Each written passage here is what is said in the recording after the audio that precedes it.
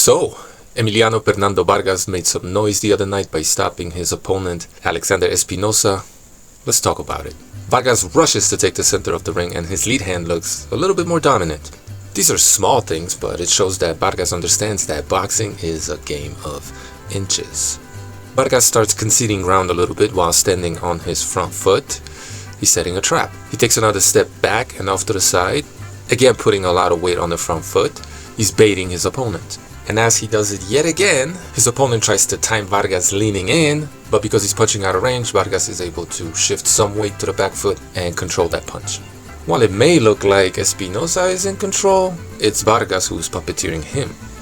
Vargas keeps pendulum shifting his weight from the front to the back foot, giving his opponent a target, and then promptly taking it away, all the while remaining in position to punch, without moving his feet. He does it again and takes it away as his opponent tries to time it. He's controlling the action because it is he who's dictating when his opponent could potentially punch. Now Espinoza is trying to time that pendulum shift, but his feet are slow and his footwork predictable, and as he steps into punching range, Vargas attacks. Because of Vargas' athleticism, he could put a lot of weight on the front foot and still be able to efficiently, quickly attack from there, if only by lunging in and exposing himself a little bit because his feet are so fast. He jabs to the body and steps out at an angle, and then gets back to pendulum, and again. So while Espinoza has to move his feet to get in or out of range, Vargas can do that with much quicker feet.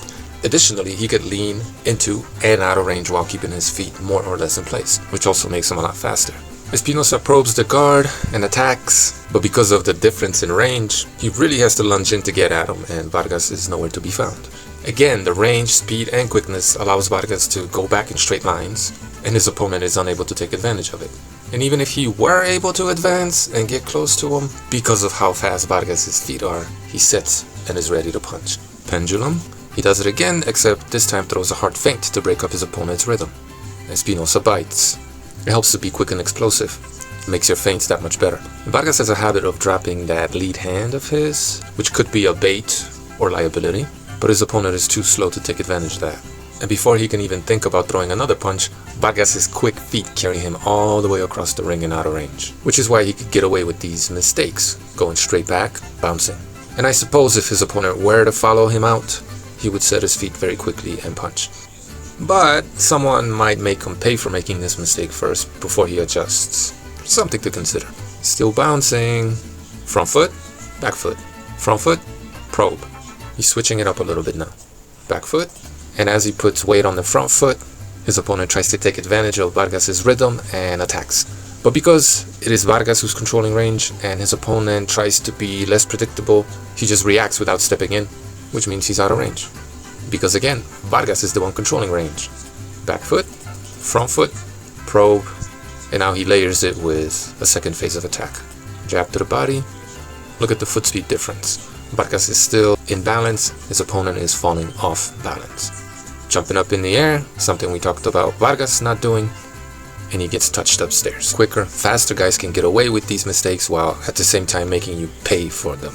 But instead of switching into southpaw, while maybe throwing the left hand, Vargas jumps up, shuffles his feet, and falls back into orthodox stance, which makes him a little bit vulnerable. He's exposed and in a 50-50 confrontation with his opponent. It's not so important who hits who better here. What's more important is that his opponent is able to get off 2-1 because Vargas was a little bit exposed there, but he realized that quickly enough and got out of there. Still, shifting might be something to consider. Vargas disengages, starts moving laterally, and then his opponent follows suit. He's still dictating. I'm not a fan of Vargas moving laterally with his back foot first. His opponent thinks about doing something at that very moment, but he's not fast enough and Vargas gets away with it. So this would be a proper boxing stance, I guess. And then he closes it up, which is technically incorrect, but he could still spring from there and punch. Very athletic and improvisational fighters get away with these mistakes, which also makes them a lot more unpredictable and harder to deal with. Off balance, with his rear foot off the canvas, Vargas jabs to the body. His opponent wasn't expecting that. Front foot, back foot. Front foot, weak, insecure looking probe, back foot, front foot. A little bit less weight on the front foot. Tiny step back, his opponent is looking to attack. Vargas isn't really controlling the space between them, or at the very least, he isn't being very assertive all of a sudden. He's baiting him in. Takes a big step back, retreating, puts a lot of weight on the front foot. Another little probe while pivoting on his front foot, widening his stance a little bit. Moves back just a touch by mostly just widening his stance.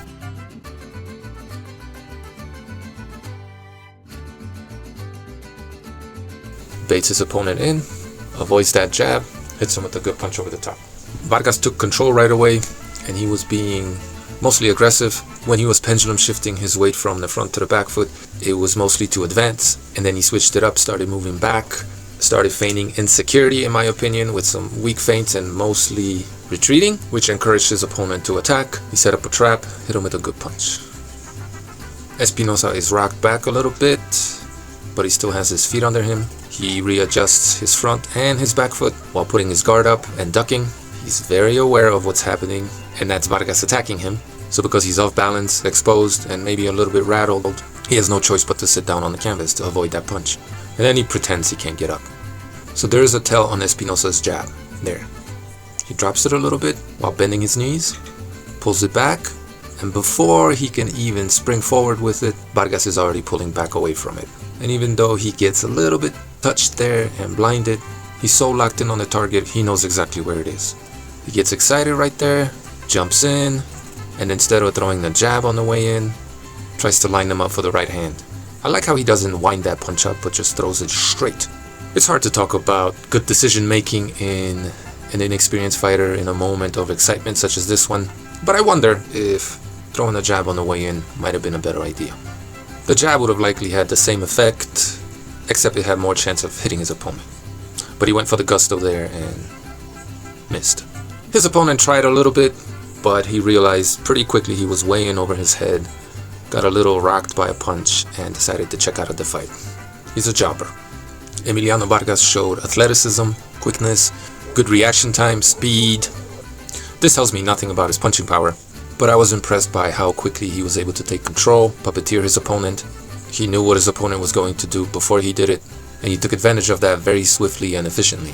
While he does make some mistakes, at this stage he's able to get away with them because of how quick and athletic he is.